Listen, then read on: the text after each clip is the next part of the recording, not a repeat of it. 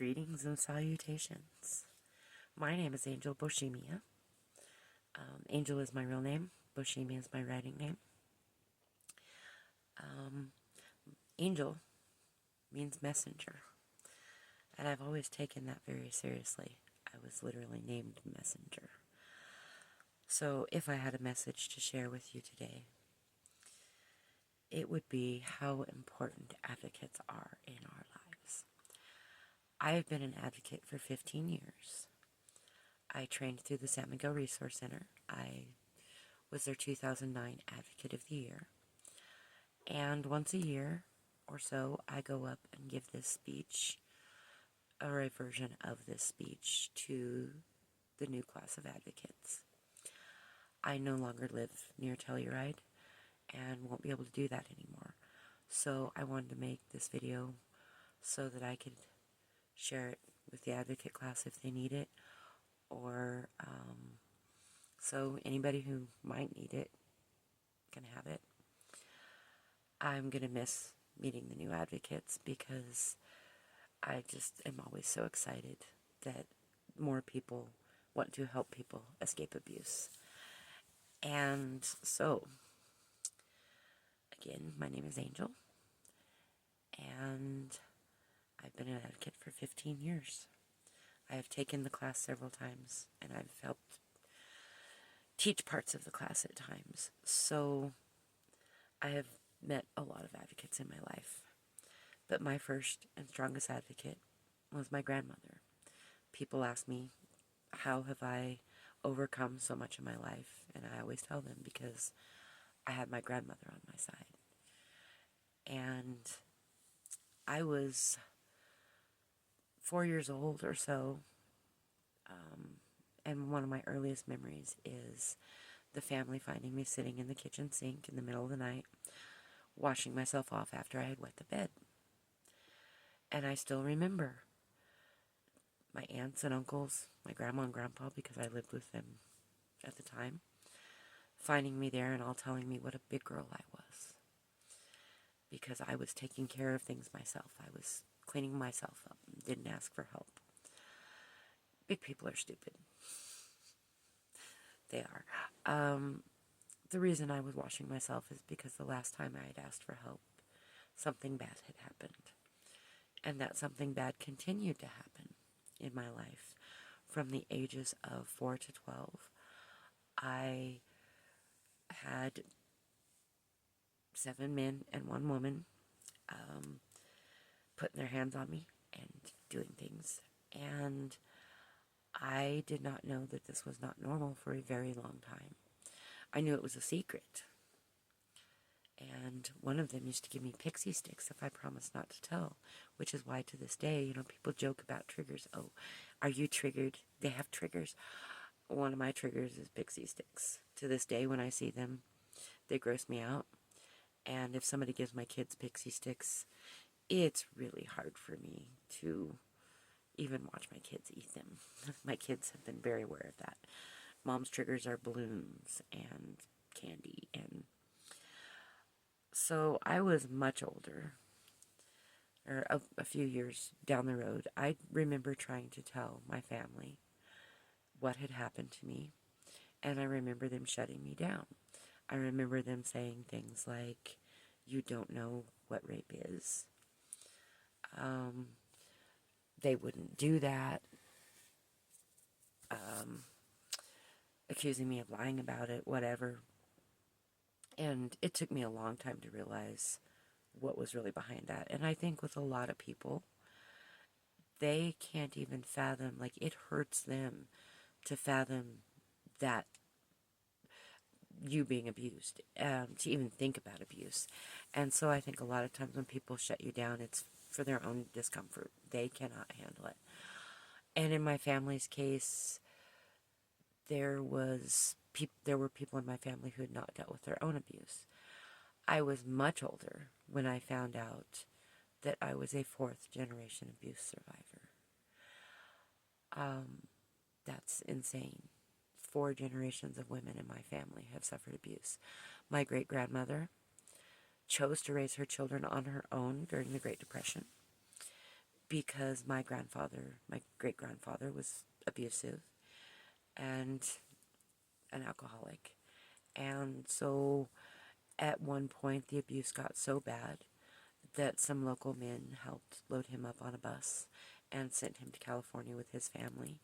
And she sent a letter saying, he's not welcome back.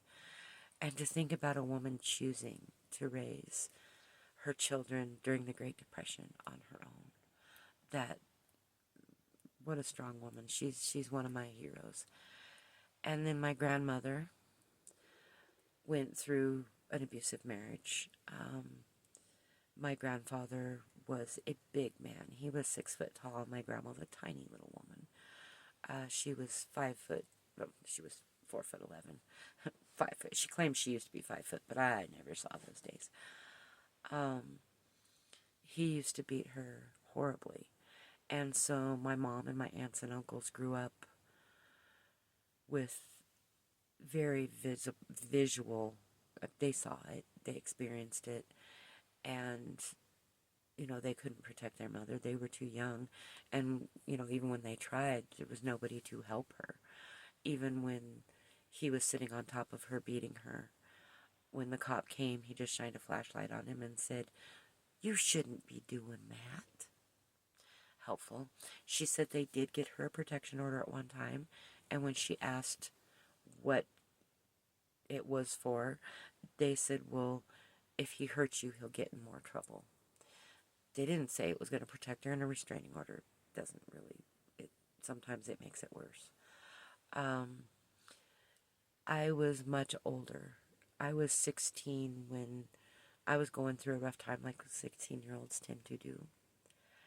And I was shoplifting and running away and being defiant and such. And I was arrested for shoplifting a pack of cigarettes. And the cops called my mom and asked her to come get me, and my mom said nope. And they're like, well, you kind of have to come get her. And she said nope. And she says, well, she thinks she knows everything and she can get herself out of this. And so I remember the cop sitting down with me and catching that something was wrong in my family and asking me if I had ever been abused.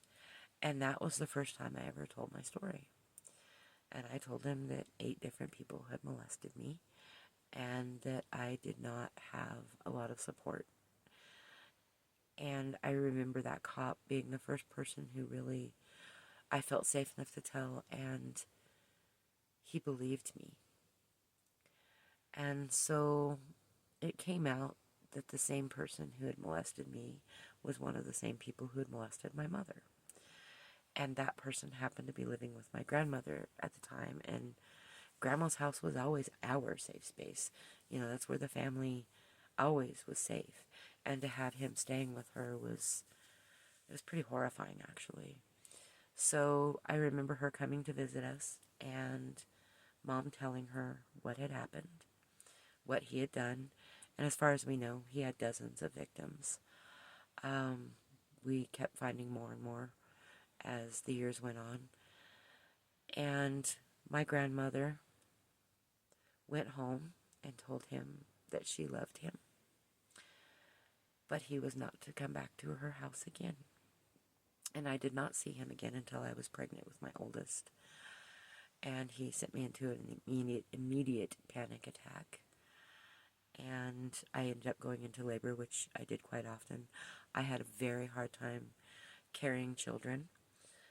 I did miscarry twice and was often in preterm labor, had to be on medication and bed rest. And those things, I found out later that is a symptom of PTSD, and I have complex PTSD, which means the trauma in my life was recurring, and I've had a lot of situations where I was unsafe, and so recurring and long-term. Plus, I went to 22 different schools, which is not great for someone who's been through trauma. I've never really had a stable home. My grandma's home was the only stability I ever really had. My mom struggled with drugs and alcohol my whole life.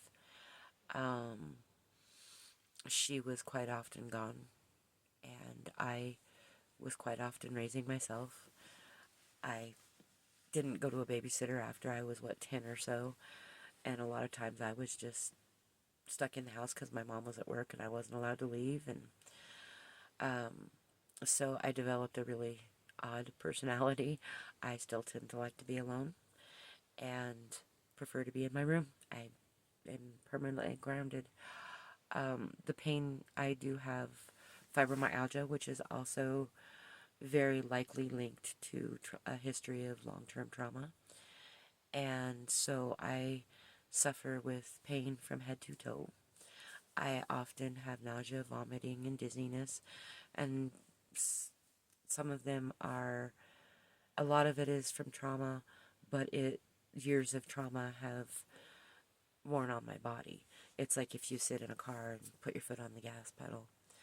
So finding out I was a fourth generation abuse survivor really, really blew me away.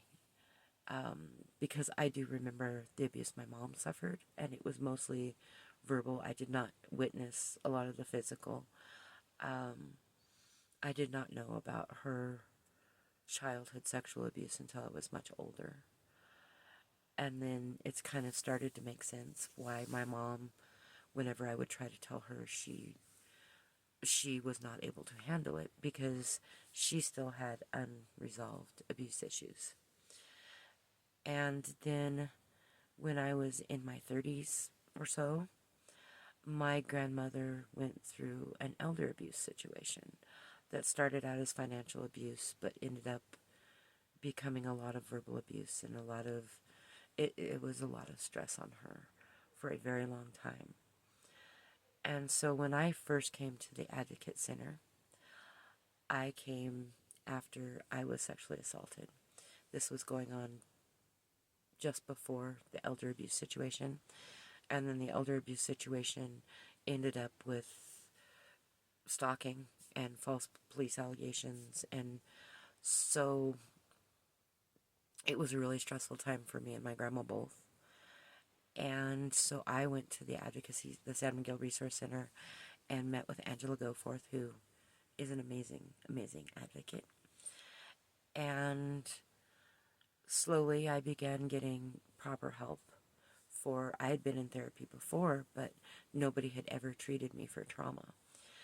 And now when you go to the doctor, they ask you about trauma more often. Not always, but they ask you about if there's a history of trauma. And it took therapy. It took therapists. I had several therapists before one finally picked up on the trauma aspect of my life and diagnosed me with PTSD, along with ADD and a few other things. ADD does mimic PTSD, though. And PTSD tends to shove all of that trauma to the front. And I always say that, or I always explain it that way, that if you keep it in front of you, if you keep it in the front of your mind, then you feel like you're ready to defend yourself if it happens again. But it is, like I said, it's like sitting with your foot on a gas pedal in a car.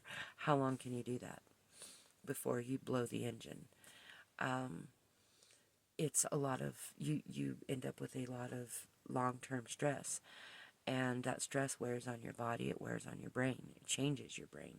It actually changes the white matter and the gray matter, and it changes the way that you think. It rewires your brain, especially when it's a history of trauma that dates back, as far as we know.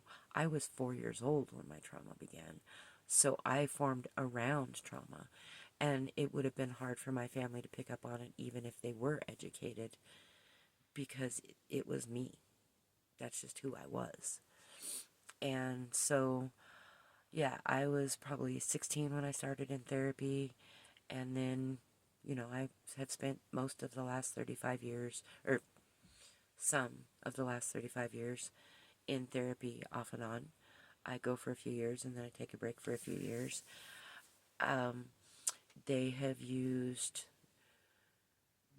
DBT, dialectical behavioral therapy, has been very useful. It helps teach you to look at situations in a different way and helps you develop the coping skills that you probably didn't develop.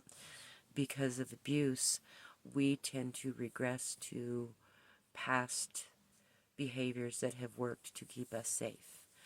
I tend to get stressed out and cry. I can get fighty if I'm pressed.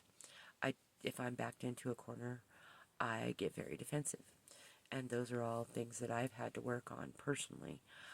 I tend to be mistrustful of others and to be very defensive when I feel like I'm not safe. And so, yeah, I've had to work on that very heavily. After DBT, they generally go into EMDR, which is a light therapy and eye movement, and it has been greatly successful with many groups of people. Soldiers with PTSD, they even use it with drug abuse and addiction. They use it for criminals and pedophiles even. It's a very, very amazing therapy. Between the DBT and the EMDR, you have to do DBT so that you can cope with it, and then EMDR helps you face the trauma and process it so that it can move back to your filing system in the back of your head. I've gotten used to telling that version. There's a more clinical version, but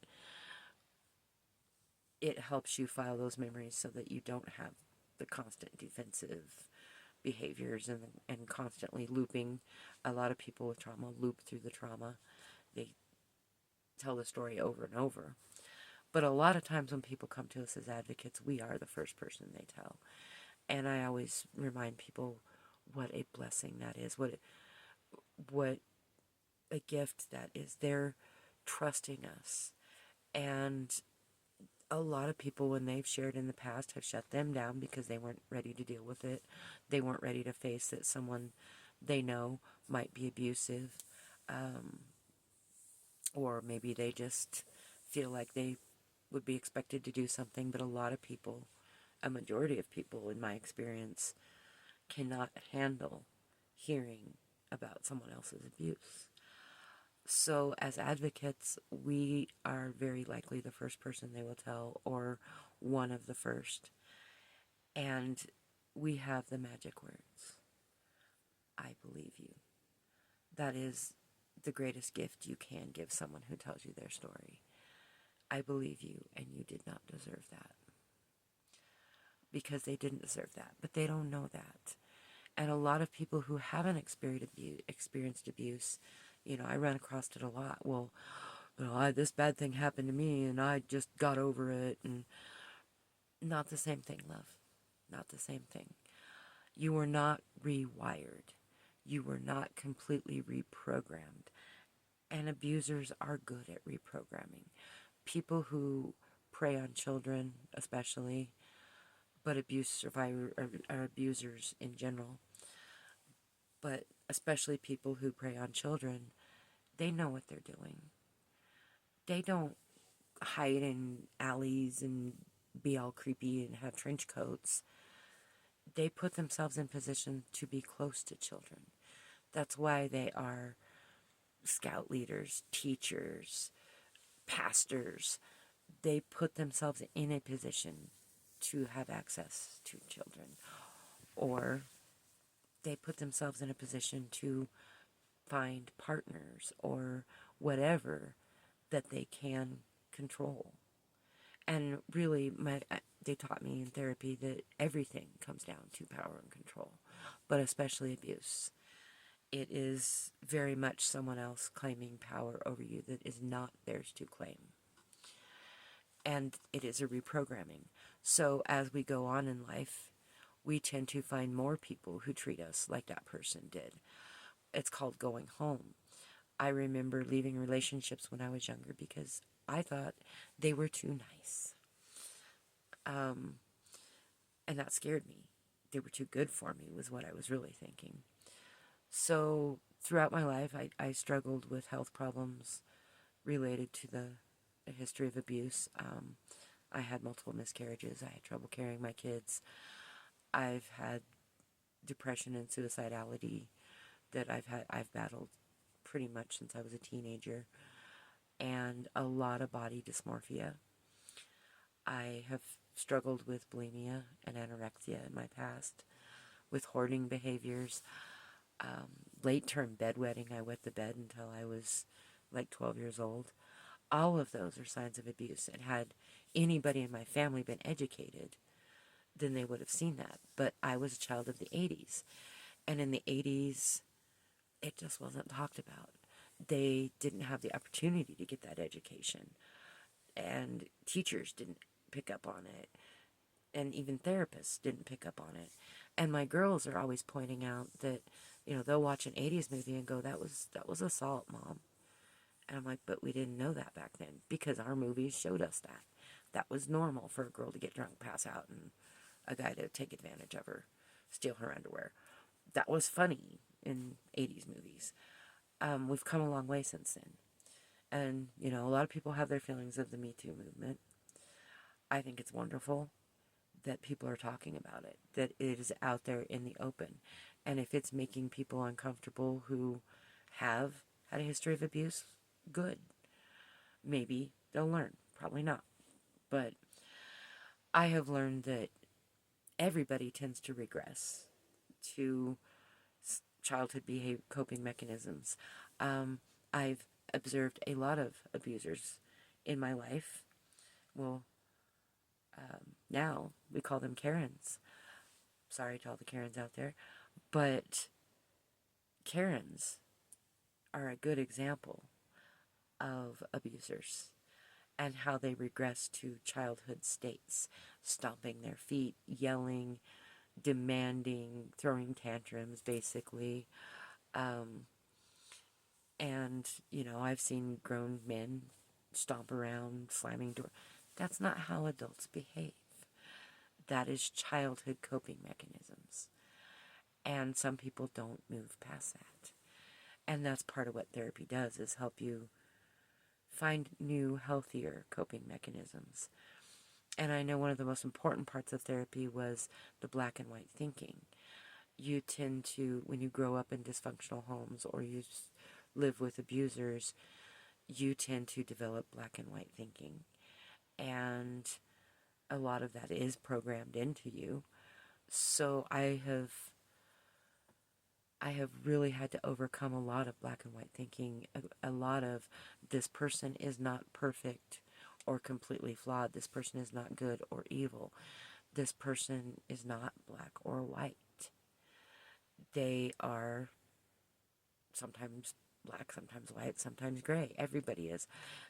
There's a whole rainbow of colors in there.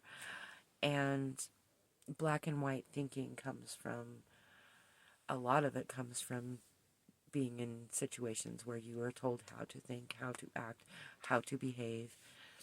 And so a lot of therapy is coming out of that and looking at it from a different perspective. I know the things that have helped me the most, meditation and stretching, trying to keep my body healthy, walking. I do love a lot of walks. And the meditation has helped me calm my brain. When I first started, I couldn't meditate for 3 seconds. And now when I get stressed out, the breathing, learning how to breathe properly, learning how to take a deep breath when you are stressed. It took me a long time, but now when I get stressed out, I automatically start breathing deep. Excuse me for a moment. I apologize for that. So yeah, meditation, breathing, learning how to soothe yourself, learning how to listen to others, learning how to communicate with others. Those are all parts of dialectical behavioral therapy, and I can't recommend it enough. It's been wonderful for me and for many, many people I've met. And then there's also biofeedback, and I have not done it, but I've talked to many people who have. A lot of people report that yoga helps them.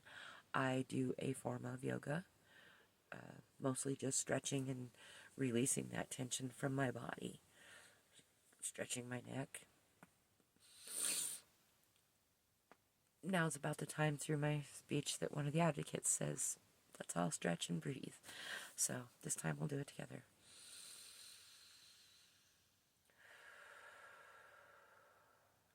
All right, you continue breathing. Well, it's always a good idea to continue breathing, right? So yeah, and then learning to value myself, learning to see myself as worthy of better treatment. Those things came later. Learning I deserve to eat, and if I gain a little bit of weight, that's okay. Learning to accept myself as I am. Those are all parts of my own healing journey, and I think a lot of other people's. Learning to understand PTSD and learning that it has wired me differently and that I can't hold other people responsible for that, but also learning to have strong boundaries and to not get involved in other people's problems and lives. I can't save anybody, and I think that's one of the things advocate class really taught me was I can throw them a life preserver, but I don't have to go swim in the sharks with them. It's up to them whether they're going to use the life preserver or not. It's not up to me to save them. They told us a lot in advocate class about, on an airplane, you have to put your mask on before you can help others put their mask on, because if you're not being taken care of, you can't help anybody else. And so self-care is very important. I did learn that I could handle more things when I became an advocate. Like, those tools are there. I have much better coping skills now. I have much more patience now. And becoming an advocate to me gave me the actual ability to help people, to be able to refer them to proper therapies. I really struggle with the VA. I've worked with so many people that don't get the help they need from the VA, and it's really frustrating because the VA should be top of the line. They should be doing DBT and EMDR with more people, but a lot of people who struggle with depression and PTSD are not getting the help they need because you have to be with a therapist who knows what they're doing. And that's not always easy to find. It's like a blind date. Sometimes it just doesn't work out and you need to move on and find another therapist. And that's really one of our big jobs in therapy, or as an advocate, is for me to maybe get that person to talk to an advocate manager, for the advocate manager to get them to a therapist, or get them to an attorney, or help them get on the housing authority list if they need a safe home. We have safe houses that we can put them in temporarily. Those things are all tools we have to help, and I didn't have those tools before. So I do feel like I'm actually more helpful now, instead of telling people, well, you should just, that's how I handled it before. But I realize now that that's just doing what's always been done to those poor people. They've already been through enough. They've already had people making decisions for them, and our job is to empower them to make decisions for themselves and to believe in themselves and believe they're worthy of a better life, that they don't have to stay in that relationship, or they don't have to carry that guilt around. And guilt is a huge part of abuse. I felt really guilty as a child. I felt really guilty after the sexual assault that I allowed other people to get harmed. I carried that guilt for years. And a lot of people, oh, you should forgive the people who harmed you. That's not my job. I don't know them forgiveness. I don't need to carry it around with me the rest of my life. But the main person I need to forgive is myself. And, maybe someday they'll ask for forgiveness. It's still not my job. They have their own karma to deal with, and I have mine.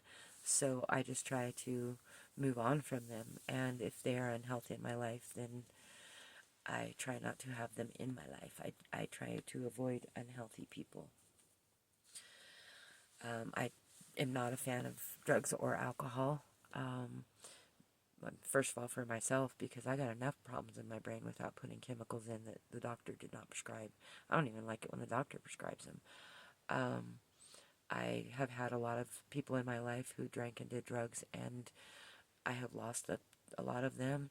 A lot of them have harmed me. A lot of them have harmed people I love. And I am not a fan of addiction at all. But, so I do try to keep that out of my life. But a lot of times I do have to help refer people to help for that. And that's pretty cool. And of course I'm a trained suicide prevention counselor too, that we get suicide prevention training as advocates, and I have used that training more than the advocate training.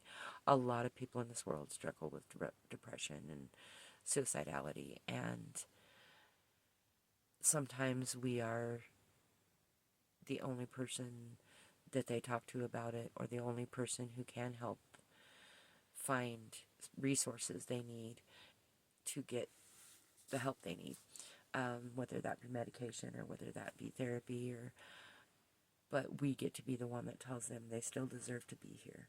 And a lot of times that person has a history of abuse, or,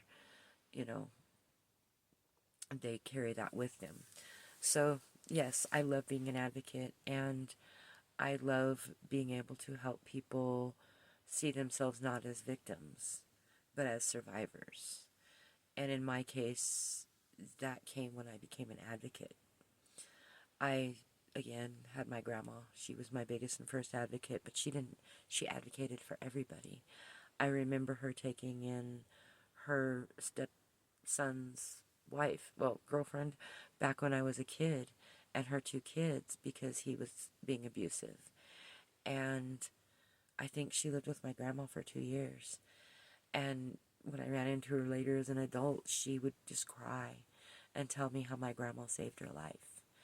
And I watched my grandma sit with friends and help them through tough times. I watched her bake casseroles and cakes for people in need, whether that was a death in the family or an illness, or, their house had caught on fire.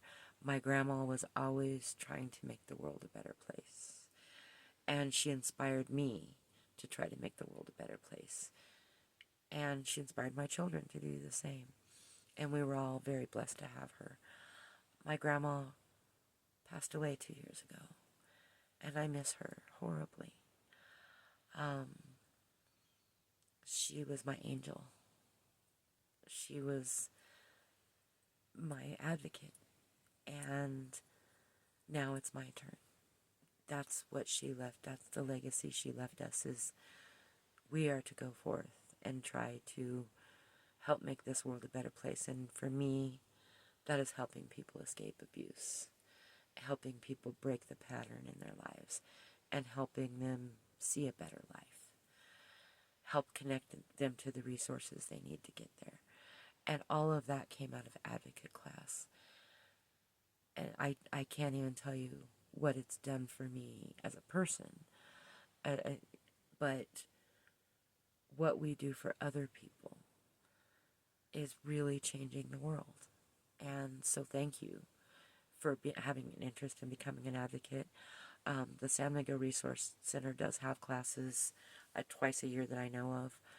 Every once in a while there's a different schedule, but there should be an advocate class in your area. If there's not, call the San Miguel Resource Center, and they can either help you find one, or they do have an online course you can take. It will be the hardest. It will be hard. People have told me stories that just... I know a woman who was shot in the face by her ex-husband. And before he did, he told her her son and her grandson were dead. And when she came out of it, she thought they were dead for a long time, because nobody could see her, and she couldn't talk, and she couldn't communicate. What a horrible experience. And then they let him out, and he got to move down the street from her when he got out of jail. People always ask, do you recommend reporting to police? And I'm like, if you can do it. If you can't, then you've got to do what's right for you. The police are very rarely the answer we're looking for. If you wait for the justice system before you heal, you could be waiting forever. Sometimes it works, but only in about 1 in 17 cases. Something like that, 1 in 15 cases. The rest of the time, you will have to find your healing on your own. So, forgive yourself, seek your own healing. Don't wait for an apology. It's probably never going to come. They are probably never even going to accept they did anything wrong. So, allow yourself to heal. The biggest question I get, I'm trying to think of the questions I usually get asked. Have I forgiven them? Not my problem. Have any of them done jail time? No. I did try to prosecute on the sexual assault. So did multiple other girls, and it was not a great experience. The cops lost rape kits for girls who were underage. They botched interviews. They shared way too much information with him. They let him know who reported, and he proceeded to stalk us. And getting a protection order was hell, because the judge knew him, and she knew him since high school, and he wouldn't do that. Yeah, it can be really tough going through the justice system. So, yes, if you can prosecute, do, but if you can't, work on your own healing. What other questions do I get? My family has not been able to be the most supportive, and there are pedophiles in my family, and they continue to get away with it. That's because I think sometimes people are more comfortable with this pedophile than they are with the victim. It's interesting. But I guess with the victim, they have to face things they're not ready to face. And with the pedophile, they can convince themselves that it's not that big a deal. It didn't really happen or whatever. So I don't talk to a lot of people in my family because of that. Because of the lack of support. I've just gone my own way and learned to stay out of their unhealthy behaviors, stay out of the way of their unhealthy behaviors. And I'm good alone too. I work well alone. I work for myself, and yeah, that's how I'm happy. So thank you for considering becoming an advocate, even if you don't officially become one. Thank you for being here. Thank you for listening to my story. If you have any questions, feel free to ask them. I will leave the comments open. I hope everybody can be respectful. And good luck.